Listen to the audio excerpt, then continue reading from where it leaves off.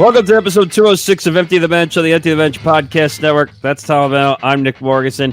Follow us on social media at ETB Sports on Facebook, Twitter, and Instagram. Follow us on the Empty the Bench Podcast Network at ETB Network, Facebook, Twitter, Instagram, and TikTok. Follow us on YouTube, youtube.com/ETB Network. Approaching 600 very soon subscribers. Make sure you listen to us on our audio-only platforms as well. ACAST, Spotify, iHeart, Apple Podcasts, and everything in that realm as well. ETBpodcast.com as well for all our blogs and everything across the network as well. A lot of sports. I think we're supposed to have a sports equinox, I think either Sunday or Monday, I think is what they said, all four sports. Well, this is that very, and for 2023 at least, it's going to be a very thin window of all the sports happening at the same time. So I think I was talking to Johnny the other day. I think he said we're supposed to have two of them in the next week or two. I think he said we're supposed to have all four sports playing. But make sure you check us out on all those platforms as well. We have a lot to get into this week. And of course, you and I jinx it again when we say there's no news. Then the news comes and breaks. We'll get into a lot of it this week. We'll break down both Game 7s of the ALCS and the NLCS. Both shockers. Both shockers that we did not expect whatsoever for both teams that won in Game 7. We'll break down the World Series. We'll give you our predictions of the World Series as well. Also, James Harden drama, because we can't go an episode without it. More drama in the fold. And... Hold on. Did you just say James Harden drama? Yes. So, and also, did a certain NBA insider maybe be a little misleading in their social media post? I don't know if on purpose. Excuse me. I don't know if it's on purpose, but it was a little misleading. But we'll get into that as well. Also, there's a certain story out there about Dwight Howard, which is very peculiar. I don't know really what to say about it, but we'll break it down. Also, we'll give our normal NFL. Bill Belichick gets his 300th win. And should we be concerned about the Bills? We'll get into that. Also, the trade deadline on the spookiest day of October. Mm-hmm. For the trade deadline. Who's going to stay? Who's going to go? All these different little rumors going around. By the way, speaking of the Bills, they're on Thursday Night Football this week. We got the Bills hosting the Tampa Bay Bucks. We'll get into that one. And then, yeah, that's pretty much it. And last episode before Halloween, I can't believe we're counting down to the new year already. It's gone way too fast. Good. Yeah, well, yeah. Oh, you're right. But let's get right into it. So where are we starting? Let's start with So we're going to do the two LCSs first. Let's recap those before we get to the World Series. Just brief to mention first the All-Texas ALCS. And for the first time since 2011, the Texas Rangers will be going to the World Series. Yes, somehow the Rangers managed to dethrone the Houston Astros, who were in their 17, 18, 19, 20, 21. I think it's seventh straight year. Seventh straight year, Game 7. But no, they don't get the third 7. No jackpot for the Astros. Yeah, and obviously 2 Yankee fans sitting here hosting this podcast, but I think everyone was just getting tired of the Astros and the fatigue of the Astros just constantly making the World Series. Like, give us some new teams. Give us something new that we can look forward to. This was a great back and forth series. And Hank's not here, but I'm going to steal his fun facts.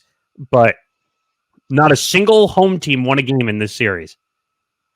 It's unbelievable. Not a single home team. But it also goes to show how real competitive of a series this was. I mean, who would have thought, Nick? Think about this. The wild card round. The wild card round were all 2-0 sweeps. And both LCSs managed to go to 7 games. And the Texas Rangers, I mean, let's recap everything that has gone down with this LCS since it started, Nick. So Texas got right on the board with a 2-0 and 5-4 victories. And I was feeling pretty good. I'm like, maybe they might do something. Then 8-5, 10-3, 5-4. Obviously not the discrepancy that it was from 2017 when you had the big wins in Houston, but not the close games. I mean all Yankees wins in Yankee Stadium at that point. But cause for concern. We're like, oh, is this going to be one of those things where we had that flash brief of hope and now they're just going to be the dominating Astros? But then no, 9-2 and 11-4. The Rangers did not only, Nick, win those last two games in Houston, they obliterated the Astros. I don't know if it was just a matter of the Astros running out of steam or if it was a matter of just that Texas was just pure hot. I mean, well, you could say it's a little bit of both. The offenses, well, I would say right off the bat, the Rangers offense won this series in every way, shape, or form. Right. The pitching had its moments. Right, but you know what? And we were sitting here talking about this, and it just came to my thought. The Jose Altuve home run. When that happened in Houston, I thought this series was over. I thought that was going to be the momentum killer. And let's be fair, 3-2. It looked like it was going to be. That was going to be the turning point. But as you mentioned, the Rangers offense in the last couple of games just completely blew up. It not in a bad way. It blew up in a good way. Good explosion. Well, and I gotta say, no, because we gotta credit one person on that offense, Adolis Garcia, the right fielder. Well, that's where I was going to go. But one thing I want to point out first, because you're talking about that game where Altuve hit the home run to take the lead, people had an issue with the way that hit by pitch to Adolis Garcia, and it caused the game to kind of be iced. I think it took 10 to 15 minutes to sort that whole thing out. Now, Adolis Garcia hit a bomb, a huge home run earlier. Which game was that? That was game 3 or game 4? I'm going to double check, but I think it was 3 or 4. And huge home run, because they were struggling a little bit offensively. So that was just one of those things where it was just like, holy cow, that was nuts.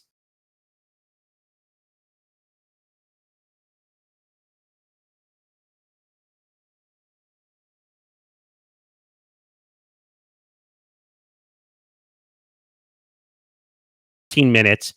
And this was already after Jose Leclerc, the closer, had come in the 8th and got the last out, I think, of the 8th. And you iced him for 10 or 15 minutes. Quite literally. And people say, well, why didn't you win? You iced your pitcher. I mean, but I'm not surprised by the actions of this. And maybe this is just the Yankees fan in me, but you know how dirty the Astros play. Right, but I understand, you're going to get retaliation. But when you hit a long home run and you take 3 minutes to round the bases, you're going to get hit. You know you're going to get hit. So obviously, I thought like you. As soon as that whole thing happened and Altuve hits the home run and they win the game, I said, "Oh, the series is over. There's no way the Rangers are not going to be able to recover." And they prove us all wrong and they win. Yeah, well, you know what? Garcia was part of that. That's why he won the MVP. Listen to this. Most RBIs in a playoff series. He had 15 RBIs in this series. Just the 4th player in MLB history to hit multiple home runs during a Game 7. Johnny Damon did that in 2004 as the Red Sox. Jason Giambi did that in 2003 as a Yankee.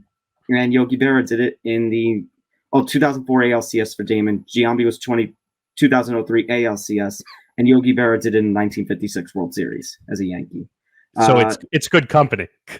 Right, and by the way, just to talk about him, because you mentioned he's a young guy, but he's 30 years old. But remember, he defected from Cuba in about, I think it was 2016, goes to play for Japan for a year, and he struggles for a few years. It's not till 2021 that he truly has his rookie season, and he breaks out with the Rangers, becomes an all-star, rookie of the year nominee, and then 2023 this year as another all-star caliber year. So he's definitely made his mark on this Rangers team. And can I be honest about something? This Rangers team has impressed me, because I remember sitting here and saying, the Rangers made all those big moves, signing Syndergaard, and we were talking about their pitch. And DeGrom, too.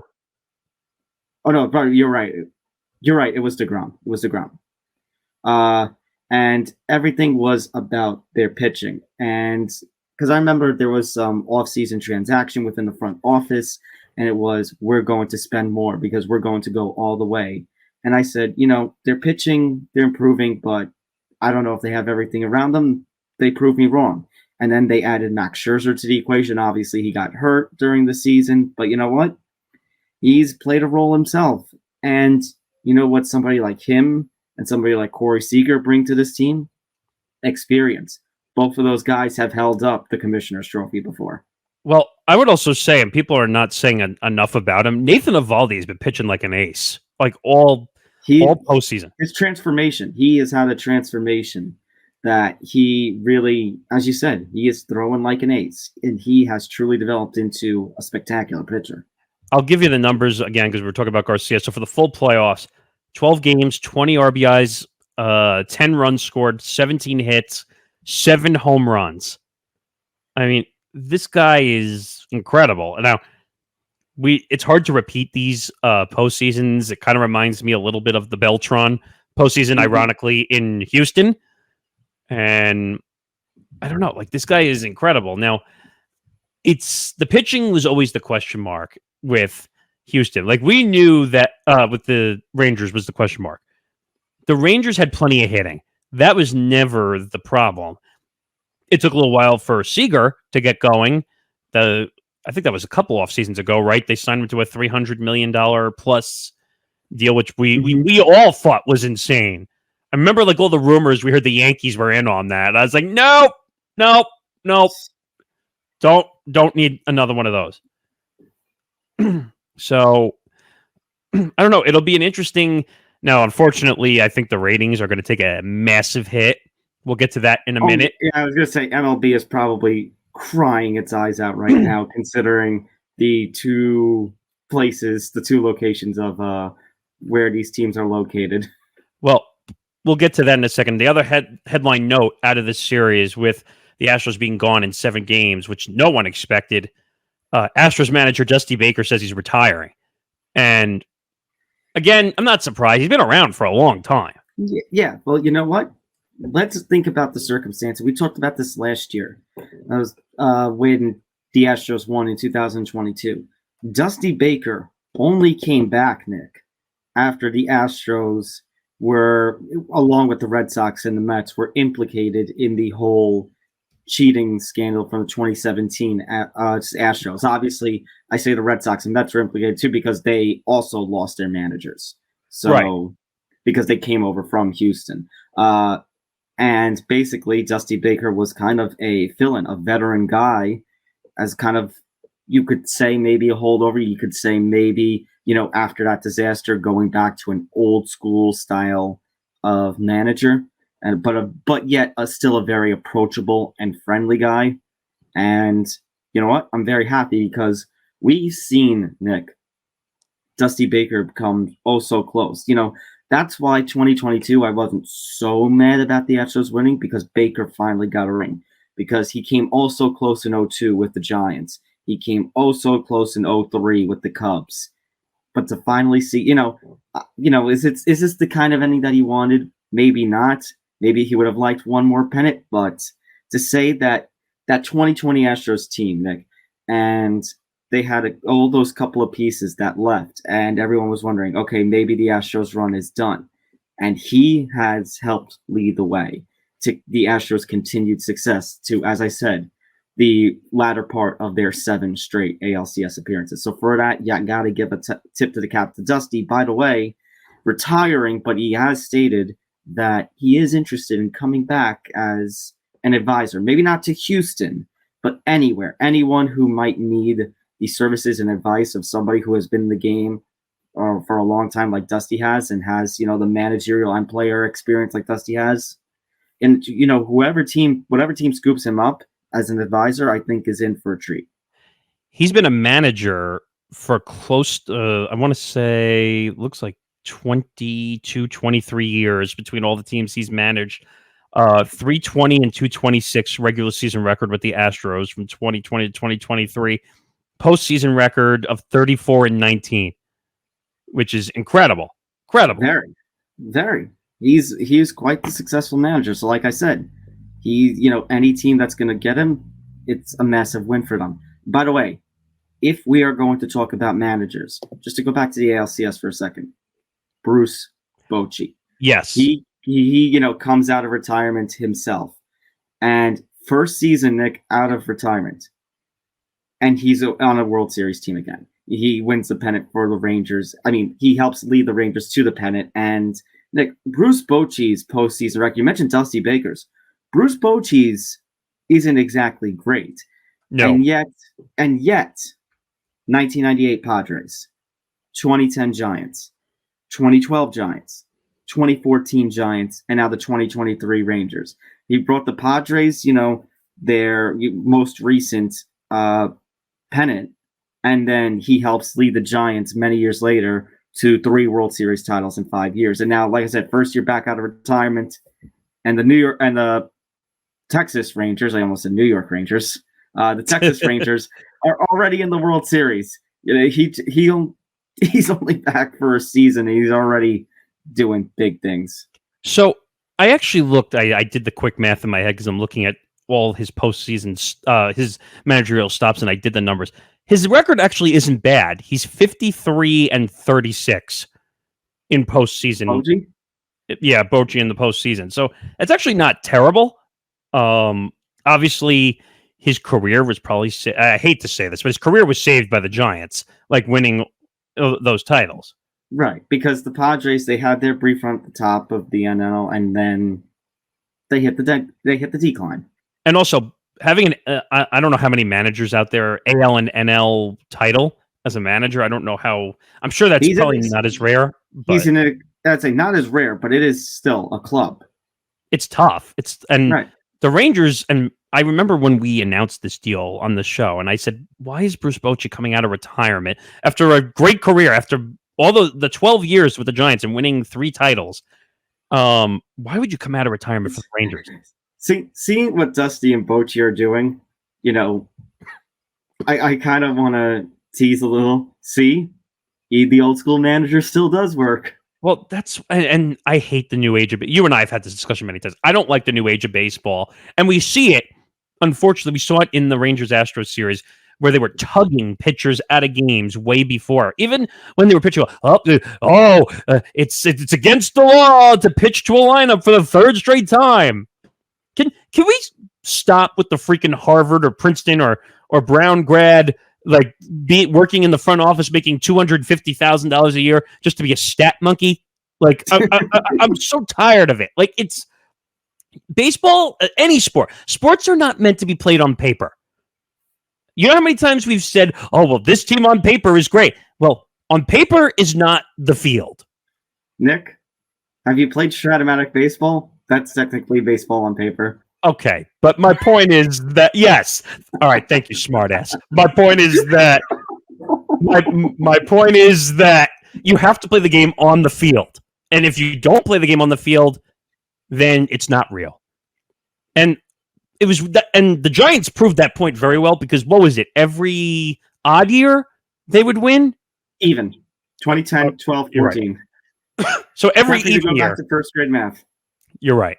But see, you don't play the game on paper, and you win every other year. So you play to win the game, right, Mr. Jet? Yes. Thanks, Harm Edwards. But I was very confused when Bruce Bochy came out of retirement. I'm like, the Rangers? That's the team you come out of retirement for? Well, paid off. Like I said, I didn't have them.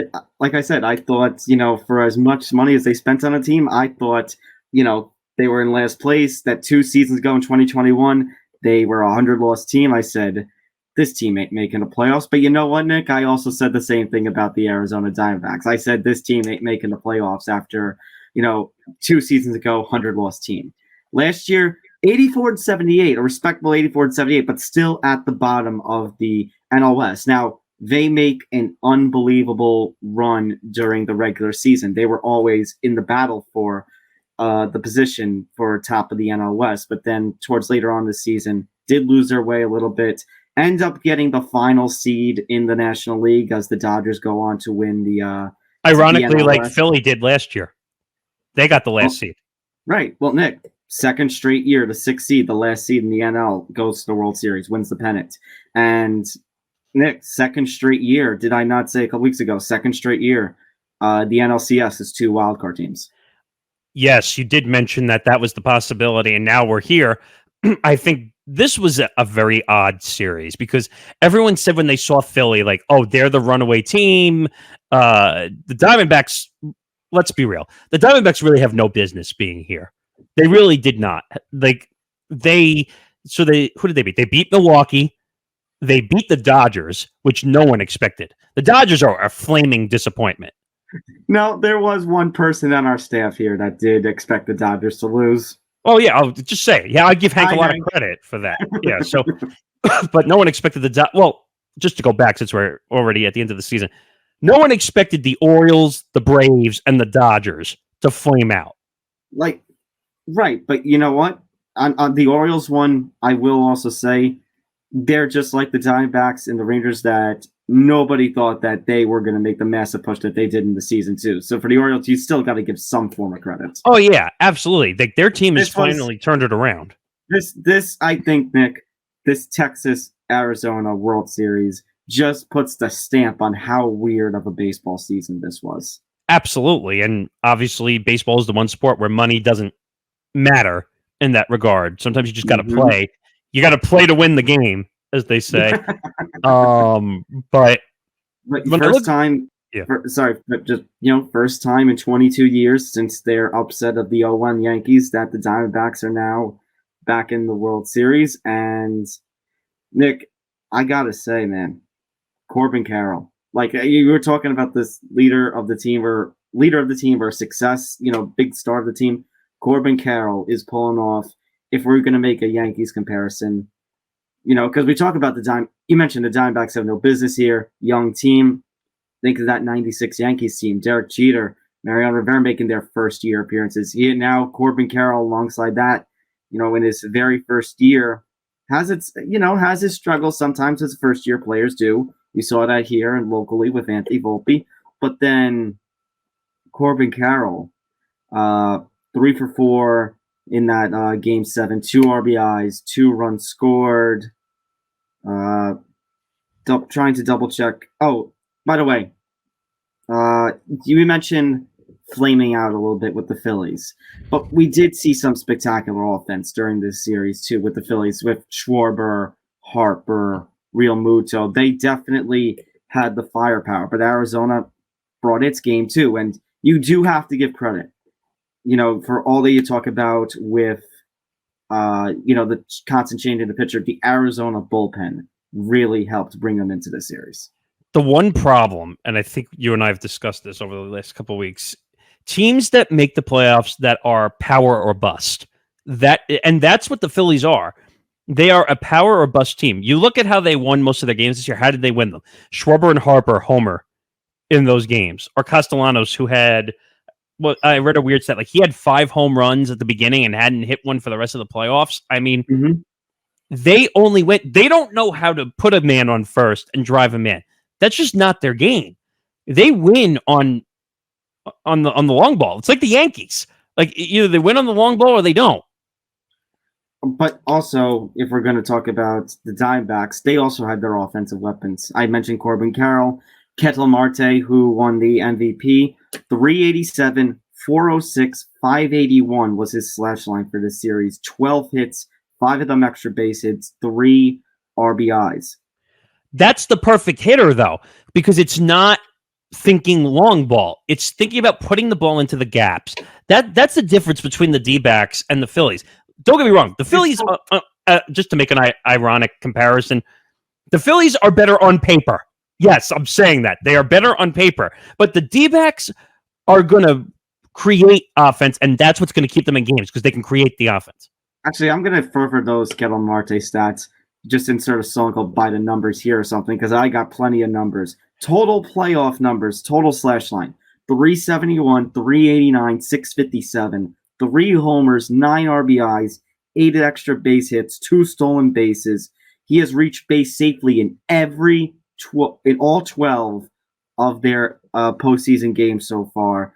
He extends his playoff hitting streak to 16 games dating I back saw to that. 2017. He Yeah. is now the all-time leader of the Diamondbacks, their all-time leader in postseason extra base hits, total bases, doubles, and triples.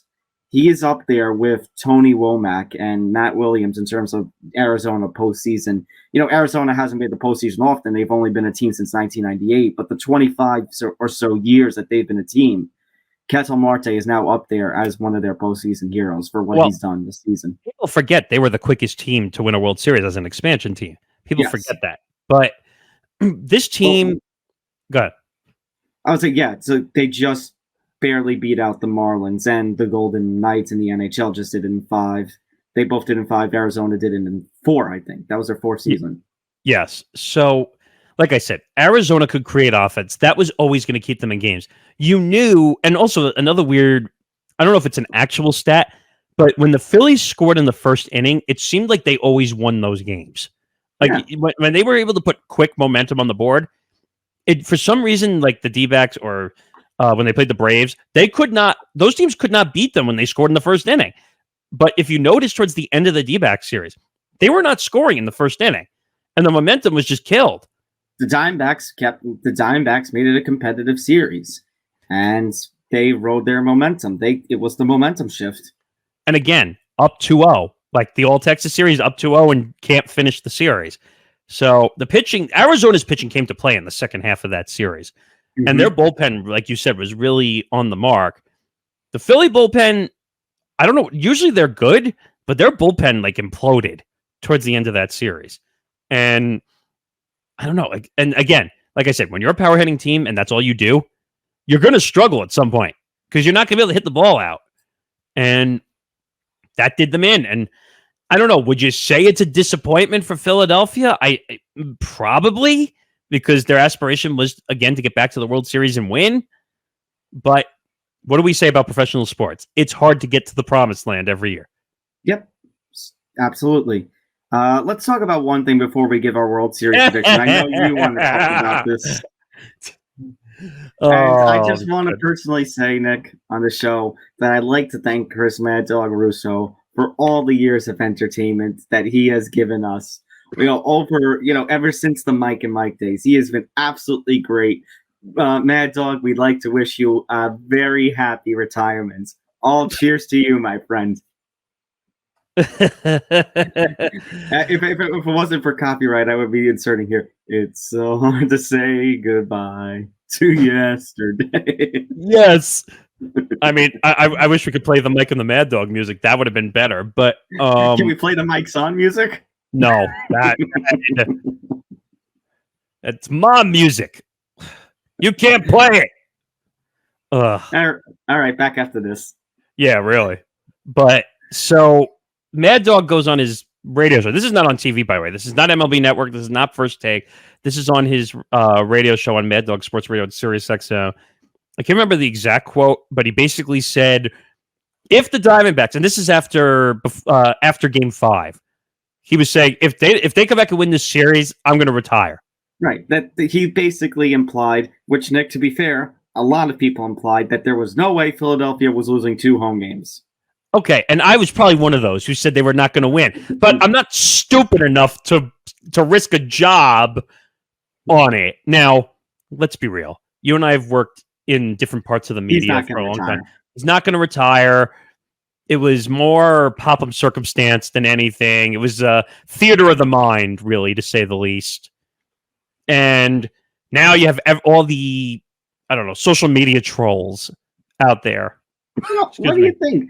Nick, have we not seen social media posts where it's been, somebody says, oh, if this happens, I'll get a tattoo of this. And then it actually happens. And the next quote to it is, well, please. Okay, but at least that one is doable. Like, you could go get a tattoo, or better yet, if you really want to, inside secret, just get one of those ones that you can put on and take off. Yeah, well, either the spray or the sticker. The washable ones, yeah. The sticker tattoo or whatever, but that's neither here nor there. But my point is, you made an empty promise, and that looks bad. And I just had a feeling not that I knew Arizona was going to win. I knew Arizona was going to take it to a game 7 after that. I just had a feeling. Well, let's be real. You know what he should have just said? He should have just changed his bet from retiring to just taking a pie from Stephen A. Smith on a First Take episode. Pie in the face. No, what he should have said was, I'll just take a week off from work and then just planned it around a vacation. That would have been the way to really get around it. But no, because you hear that all the time. Wait. Wouldn't it have been funnier if he said I would retire and then you didn't see him for a week? It would be. Again, like he was, and I hate this because like First Take overran with the bit like way too much. Like they had him like the chair was empty and he wasn't there and he was behind the camera running it. It was like a whole thing. Like everyone's running with the bit, and it went viral. It did go viral. That's not a lie. It went viral. But people who thought that are yelling. And by the way, if you saw the video I put out on our E2B Sports account that I did the night before we recorded this, and I said he should retire. He should follow through with the bet. But we all know how contracts and lawyers mesh. They don't. So unless he wants to give all that money back that he earned, he's not retiring and he's not going anywhere. He's not. Absolutely not. But he should follow through with the bet. That I still believe in that strongly. Even though I know it's never going to happen. I've worked in the radio business for a long time. I know it. He's not going to do it.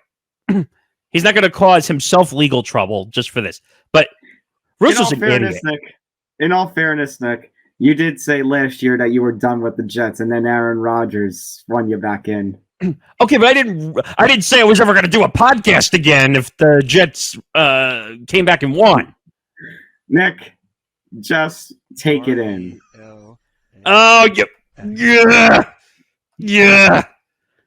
That I don't need that moron now. Did you just take off my loop?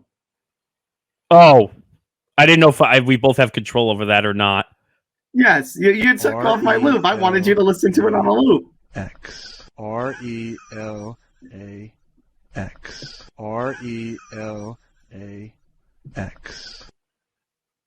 There.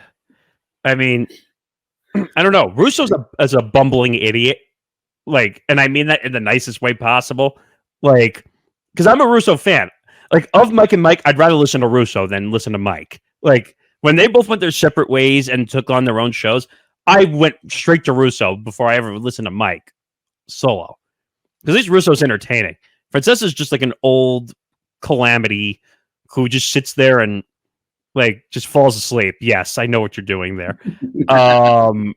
Most people out of the New York market are not going to understand that. But my point is, Russo's more entertaining, but sometimes he just says some horrible things. Well, not horrible things, weird things. Like saying that he eats gummies while he's watching games. Or, and I'm talking about gummies. The real stuff. Or betting $10,000 on games, which most of us don't even have. So, this was just funny, though. He should retire, though, and follow through with the bet. We all know it's not going to happen. Okay, move on. All right, come on. World Series time. Let's talk about this series. So, Nick, I think this is actually going to be a really excellent World Series. You know, for all the weirdness that this MLB season has had, it has delivered some exciting postseason moments during these ALCSs. I think that's going to stretch into this World Series. Diamondbacks have a lot of good young weapons. As I mentioned, Corbin Carroll, Ketel Marte, the MVP of the NLCS. The bullpen has been absolutely on fire. They've got some decent pitching options. But, Nick, as I said, you got Max Scherzer. You've got all the money that they spent, Corey Seager. Those are two guys who have hoisted the Commissioner's Trophy before. You've got a whole bunch of nice experienced pieces with the Rangers. You mentioned Nathan Eovaldi now looking like an ace. Another, unfortunately, former New York Yankee, Jordan Montgomery, who has, he got shelled one of his last outings, but for the most part with this season, he has been pretty damn good. Nick, I think the Rangers, it's not so much that the Diamondbacks are bad, or that they don't deserve it. I think the Rangers are just that much better. And I think the money that they spent, like I said, both of these teams proved me wrong when I thought neither of them would make the playoffs, especially as we mentioned and has been mentioned on television. two 100 loss seasons just a couple of seasons ago for both of these franchises. But I think it's going to be the Rangers who win it all. I think it's going to be money well spent. I think the Diamondbacks will make it competitive. I think we will go take a trip to Arizona and we will come back to Globe Life. I think this one will go 6. I hope for 7. But I am going to say, either 6 or 7 games. I'd say the Rangers are going to take this and will win their first World Series title in franchise history. So I looked up the betting odds. Mm-hmm. So as of now, the Rangers are an overwhelming favorite. They're a minus 170 favorite, and the Diamondbacks are plus 145. So they're a massive favorite. I would say that's that massive. I've seen worse. Wait a minute, minus 170 to plus 145. Yeah, that's a massive favorite. I have seen odds, Nick. Maybe this is just the MMA world. I've seen minus 400. I've seen minus 500. I've seen minus 600. No, but you're crossing over the minus and the plus. So they're a minus 170. The Rangers and the D-backs are a plus 145. So you're crossing over. So a little decent. But I'm just saying you can't count the Diamondbacks out. So if you're going to tell me that's mess, I don't know if that's a bet I'd take because I think that's a little much. I say, and again, I spoke to Johnny about this on a Monty moment, that I have the Rangers winning in 5. I think they'll go to Arizona for 1 game, but no, they would go for 3. They would go for a whole 3. You're saying they won't go back to Globe Life. I don't think they'll go back to Globe Life. No, I think they'll win. They're going to win the first 2 at home because I just think that they have momentum on their side. And then it all comes down to Arizona the pressure is going to be on them in game 3 in Arizona to win. I think the Diamondbacks will make competitive. So here's what I'll do because I was split between 6. I will say the Rangers in 6. If somehow this goes to a 7th, Nick goes to a 7th game, you're damn right that my butt will be over there in front of that TV watching it because that will be some exciting competitive baseball. If this goes 6 or 7, then it's going to become more entertaining to watch for sure. That's not even a question. But it's going to come down to can Arizona keep the Ranger bats from exploding? I think they will make a competitive effort. Do I know if they will go to the 7th game?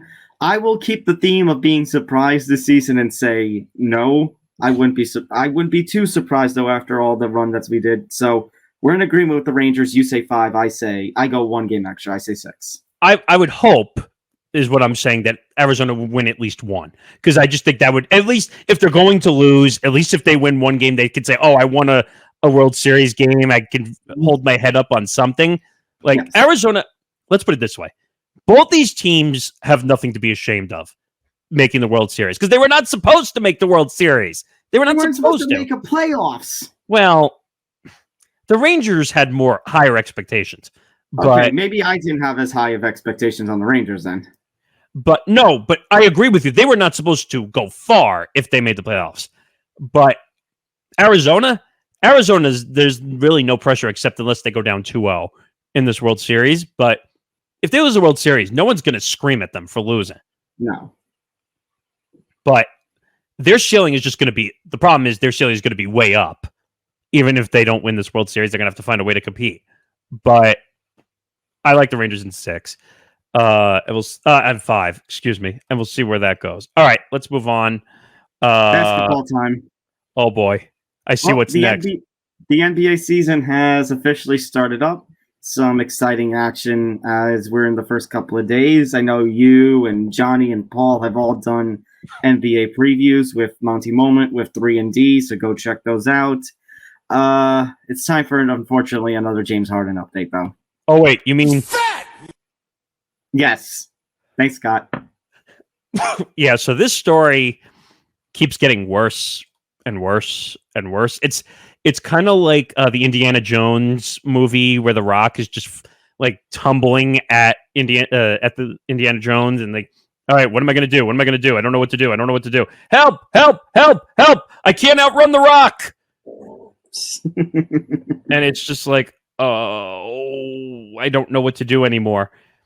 So the story comes out that Harden is back with the Sixers ahead of the Thursday opener, but the Sixers said, that's okay, you stay home. And that was kind of a misconception, which Shams Charania put out there.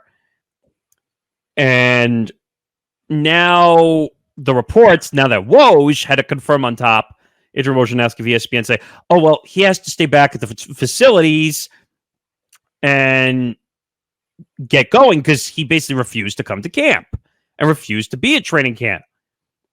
This is an endless saga. It's really what it is. And I really don't know what to say.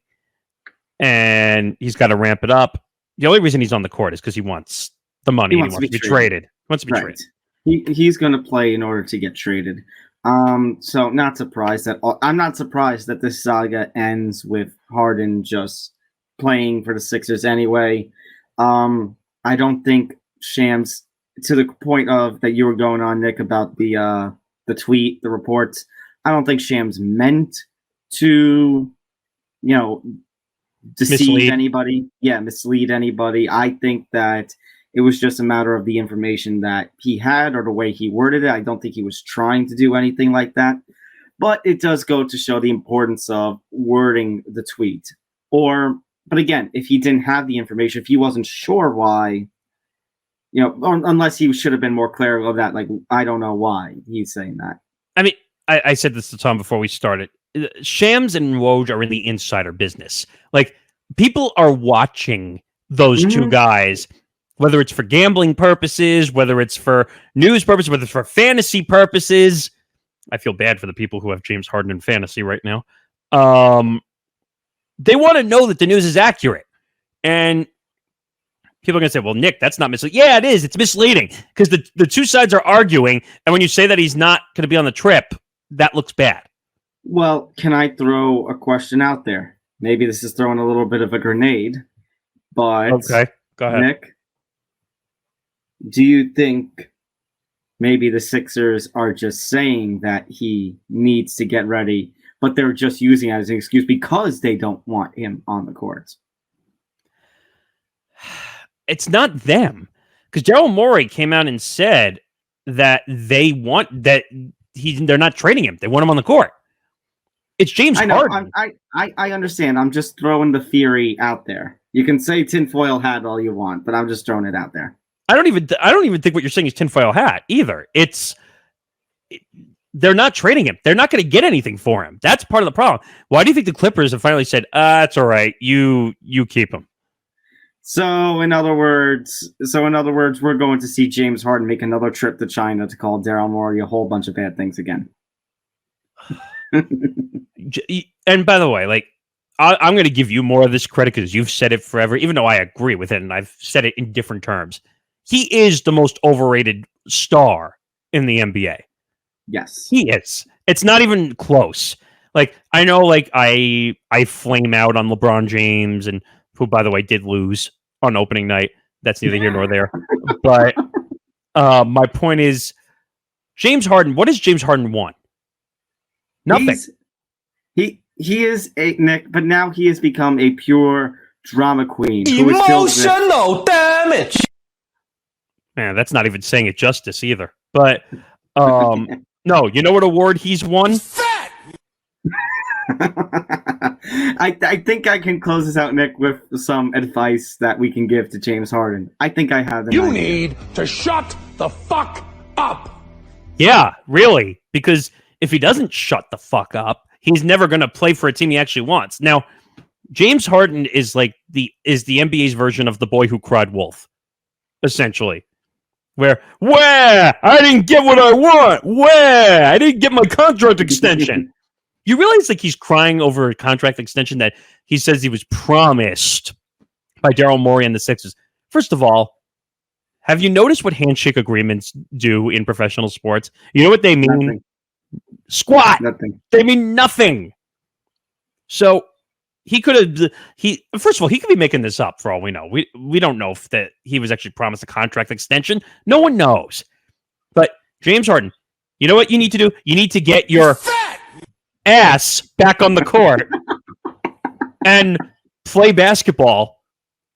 Otherwise, you're not going to get what you want. First of all, no one should give you what you want because you're an asshole and an egotistical maniac who doesn't deserve anything. So get on the court, play basketball, show you can score. You're not going to play defense, so I'm not going to say play defense. But make yourself valuable, as they say in the world of professional sports. Earn it. Make yourself the worth so that a team will want to acquire you, even though I feel bad for whatever team that acquires him. Miami. Who else was out there? Los Angeles. Los Angeles, which I think that's off the table at this point. But it is what it is. Don't you dare say another name. No, I gave up on the Knicks. I don't think he's going to the Knicks. I just can't believe that report came out that they were willing to trade like all of their depth, all of their starters for Joel Embiid. That's still out there, by the way. And supposedly they're talking about doing that. Which my opinion. Uh-oh. Hold on a minute. Oh no, what are you doing? Here's my message to Mr. Dolman. Don't do it. Well, what I was going to say is, in my opinion, it's a terrible trade. But they were. It's absolutely terrible.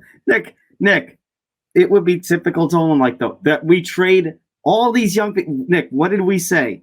That the Knicks not doing anything this free agency season, this offseason was right because continue to build what you are already molding or continue to mold what you are already building. It is just an absolute terrible, terrible trade idea. Well, it's yeah. Obviously. Because if you trade all those pieces, then what are you putting around Embiid? Nothing. You're Which putting means nothing. This is what you're going to do to your team if you do that trade. Well, figuratively, not money-wise. Figuratively, but I wouldn't be surprised that if that trade gets made, that's only quite literally. Who is on crack?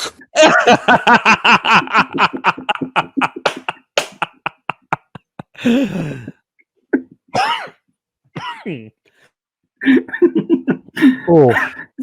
Speaking of on crack, Dwight Howard. Yeah, Dwight Howard. This story feels like it's on crack. So I see this story and I just go, what? WTF? Like, that's Hold literally. On. Wait, Nick. We do have that sound effect, you know. Yeah, I like that. That's literally what went through my mind, and I have to go back and find the story again because I don't want to misconstrue this. I don't feel like getting a lawsuit from Dwight Howard's lawyers, or the lawyers of the individual who is claiming that Dwight Howard sexually assaulted him. All right, so Dwight Howard has denied sexual assault and battery allegations filed against him earlier this year and asked the court to dismiss a civil suit he's facing in Georgia. In court documents obtained by ESPN, Howard said Monday that he engaged in, quote, consensual sexual activity with a man named Stephen Harper during a July 2021 encounter at Howard's Georgia residence. Howard denied that he caused any injury. Now, I've seen many different reports on this, that he supposedly forced himself on this guy and did some, I'm trying to be nice here. Let's just say actions. Yes. Acts. Yes. I like we were on the same page. Yeah, like sex acts. That's the nicest way I could say it. Well, I wasn't going to say the S word. Well, S word could be anything. But yeah, sex acts. And this is what we see with athletes and people all the time. All right, I want money. Give it to me or else I'm going to expose you. And that's what happened.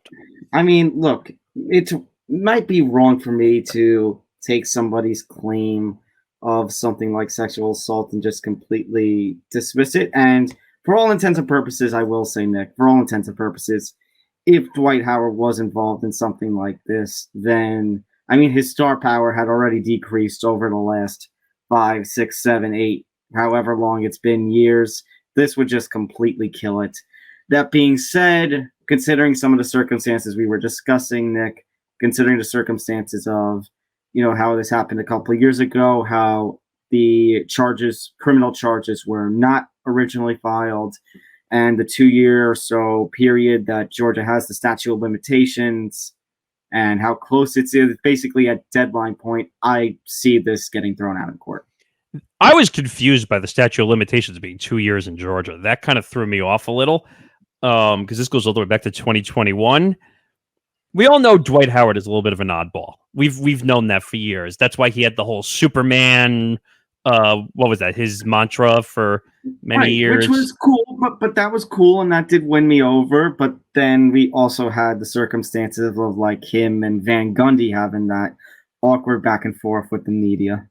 Well, that was like the beginning of like the I'm an all-star. I do what I want. You're fired. I'm firing you. Not the ownership. I'm firing you as the star. So I don't know. Like if this is true, and by the way, we don't put down people's orientations of anything. That's not our role here. That's not what we're looking at. I'm talking about the action, the allegation of sexual assault. I'm just making it clear because some people misconstrue, like when you talk about stories like this, like, oh, well, you must be looking at it from an orientation point of view. And that's not what we're doing here. We're looking at the human being and the actions that the human being took. And that Dwight Howard's got to get his life under control. And that's pretty much all we could say until they officially put this through the court system. And that's all we can really say. Yeah. All right, last couple of minutes of this episode, Nick. Let's talk a little bit of football. Yeah, it's funny how sometimes football had dominated and basketball had dominated MLB time, and now MLB. I mean, it's the playoffs, it's the World Series, so obviously it needs to take spotlight. But it's football season. MLB saying, no, we need our time to shine. It's about time. I mean, Nick, very, very awkward, very weird kind of week with massive upsets everywhere. The Minnesota Vikings pulling it off against San Fran. Yes, I wear the Vikings shirt despite the fact that San Fran was my lock of the week. The Giants pulling it off against the Commanders. And Nick, the Buffalo Bills losing to the New England Patriots. Division play. Sometimes it just you can never seem to predict division play. This game made no sense. This is one of the games that I was following because I said, oh, this will be an easy, and thank God I didn't lock it because I just said I was nervous about the way the Bills have been playing the past couple of weeks. And by the way, the Giants should have won that game. They should have won that game against the Bills. And Don't somehow, remind me. But no, I feel bad for all Giants fans. You had on the 1 yard line to win both halves even. Mm-hmm. And one BS call ruins everything. Well, yes, but the Bills are in trouble now. I'll say one thing, obviously, about Bill Belichick. Obviously, 300 wins, it's a hard thing to do in the NFL. Then the news comes out that in the offseason, he signed a multi-year extension prior to the offseason, which nobody knew.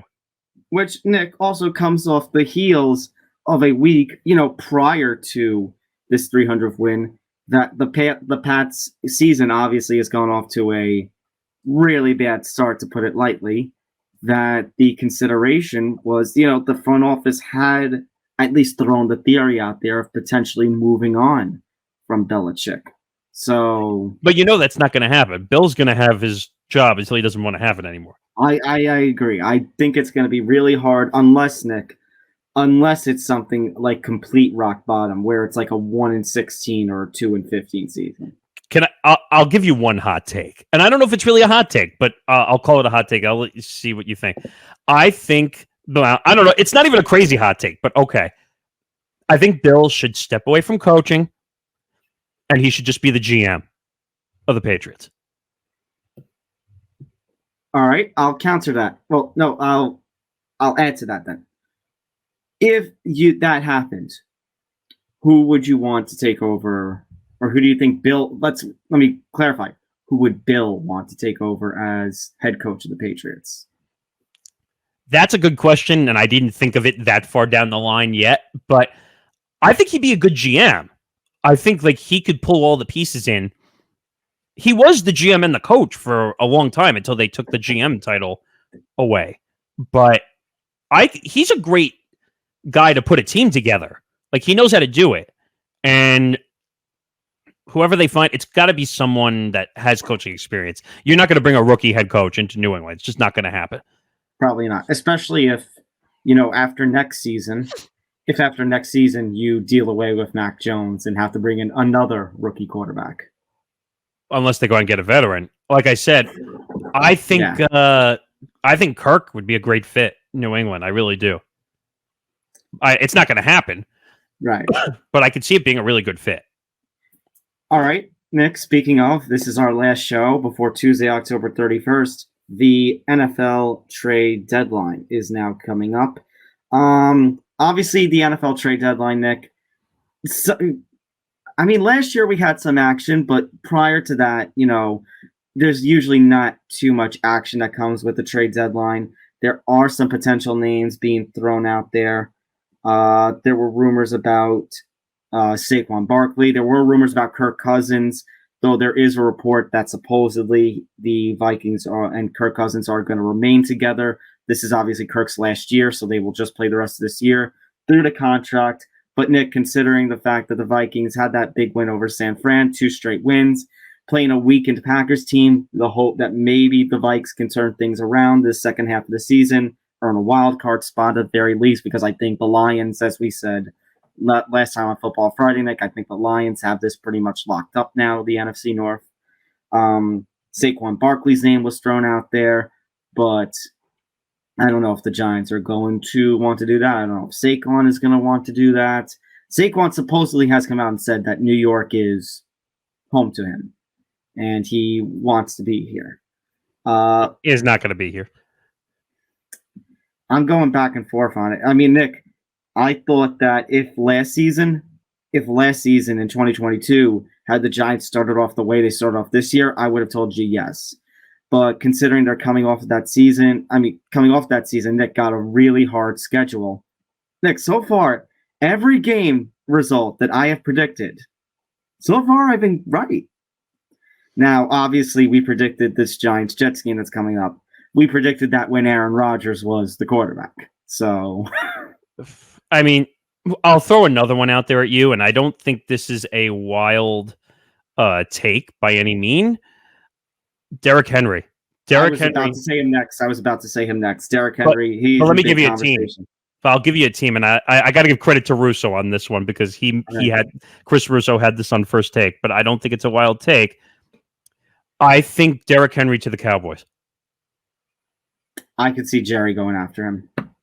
But he's already said, Jerry's already come out and said, "Oh, I don't need to make any trades."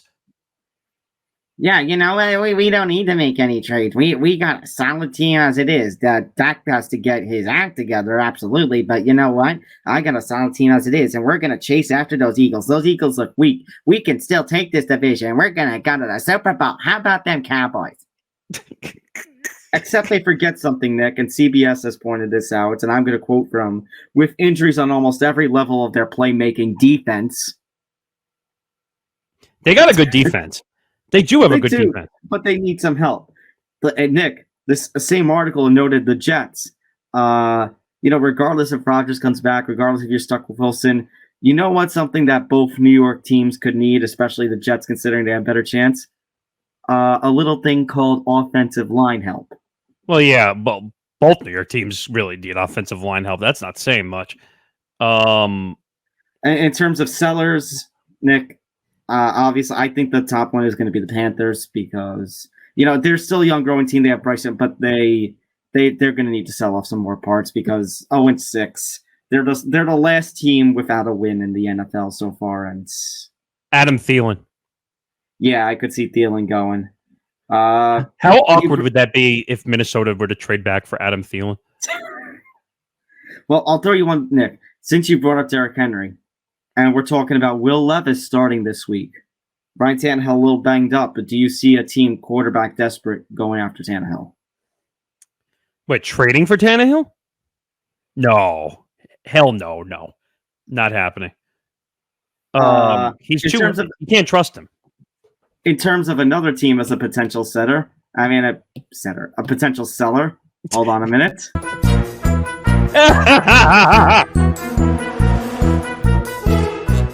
How can we not forget Do you see somebody going after Cortland Sutton or Jerry Jeudy? I wonder if the Broncos are going to be hard-headed and they're going to say we should have competed. I'm serious though, because I buy that. Because I don't know, Sean Payton's going to be a hard head. I just have a feeling he's already been a hard head. He's basically told Russell Wilson, stop kissing babies and play football. I know. The Raiders have denied that Devontae Adams will be available, but could you see Hunter Renfrow? Yes.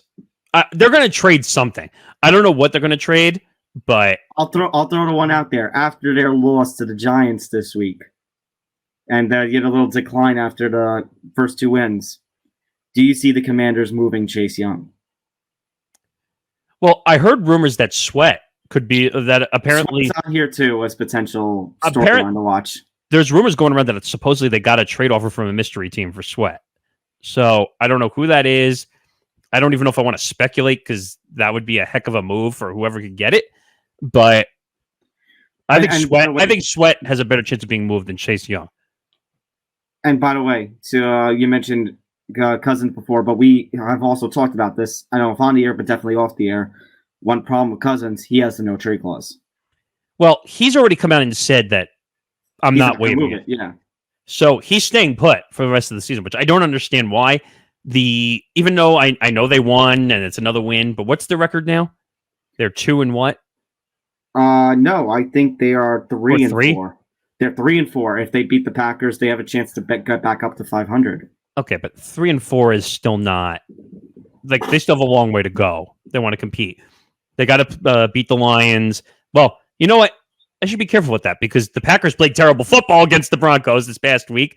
The Lions got their lights beat off by the Ravens 38-6, and so maybe that's not out of the question now that I think about it. And you can't trust NFL math. Sometimes you just and Nick, especially divisional play.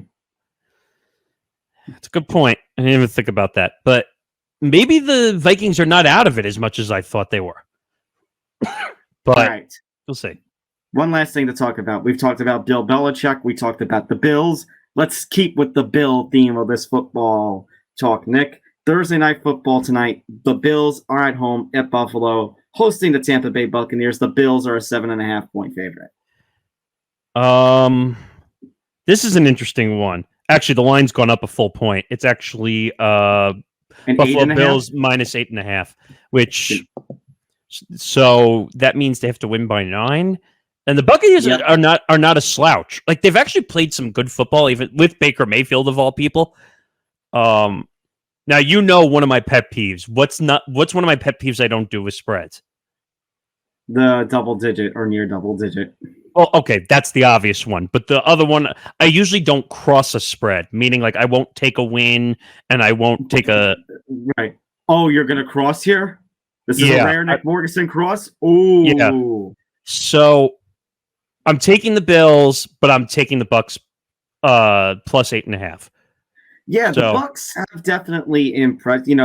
For what we have seen with the Buccaneers with Baker Mayfield at the helm, Godwin and Evans still doing their thing. The receiving core still doing its thing. Baker has done a pretty decent job. The defense has actually been playing pretty good. I am with you, Nick. I think the Bills are above and beyond a better team. Do I think there is a little concern in terms of the division race? Yes. In terms of the division race, I think Miami has all the momentum at this point. But in terms of, they might miss the playoffs, not get a wild card. No, I think the Bills are still fine. They should get back on track in this game. However, I do agree the line does concern me a little bit. I want to get some points after a disastrous week, so I am going to do a cross here as well. I agree with you. I'm going Bills. No cover. No taking the money here. Yeah, you can't because they haven't covered the last couple of weeks. They didn't cover against the Giants. They didn't cover against who did they play last week? The Patriots. The Patriots. They lost to the Patriots. Yeah, but my point is they haven't covered in most games, which is a problem. So, yeah, there's no way. You can't. Not at all. All right. that is going to do it for this edition of Empty the Bench. Want to throw one thing out there. Our next live stream of a game is this week. It is the Battle of New York, as I mentioned before, the Jets and the Giants at MetLife, October 29th, this Sunday, 1 p.m. Eastern. Woo! Finally, the stream we can actually all be invested in. I can't wait. We're going to have a lot of people. Are we going to have a lot of people there? I don't know. How many are we going to be? At least 4 or 5. But I'm looking forward to it. I want to say, not as many as Monday Night Football next month when they do the Eagles-Chiefs Super Bowl rematch. That's going to be the big one. Yeah, we have a lot going down for that one. So just make sure we'll put out the live stream schedule over the next couple of weeks, and you'll get to see it. You know what? I can't believe we're 1 week away from November. This is crazy. Yeah, it's awesome. It's a fun time right now. The holidays are here. Halloween coming up. We got Thanksgiving after that. It's the festive time. Wait, can you say it's the most wonderful time of the year yet? Not yet. Oh, okay. You know what? But some stores are doing that now, so who knows? All right. Oh, don't even get me started with that. Make sure to hit the like and subscribe. Hit the notification bell so you get notified to everything here at the Empty the Bench Network. Make sure to follow us across social media on Facebook, X, Instagram, at ETB Sports. Also, make sure to follow the network, Facebook, X, Instagram, and the TikTok at ETB Network. You can make sure to subscribe to us here at youtube.com/ETB Network. As Nick said during the intro, 600 subscribers coming up on that, so help us reach that goal. Make sure to listen to us on the audio-only platforms like Acast and others. So make sure to take Empty the Bench and all of our shows on the road with you. If you are listening on those platforms, make sure to come to youtube.com/ETB Network, our main home, and hit that subscribe button and that like button. ETBpodcast.com for everything, all information about the Empty the Bench Network, as well as content, blogging content from some of our hosts and some of our other contributors. And don't forget to follow myself and my co-host Nick here on our own personal social medias. You see our social media handles at the bottom of our tags. And yeah, that's going to do it. For Nick, I'm Tom. We'll see you next week for Empty the Bench. Good night, everybody. We'll see you next week.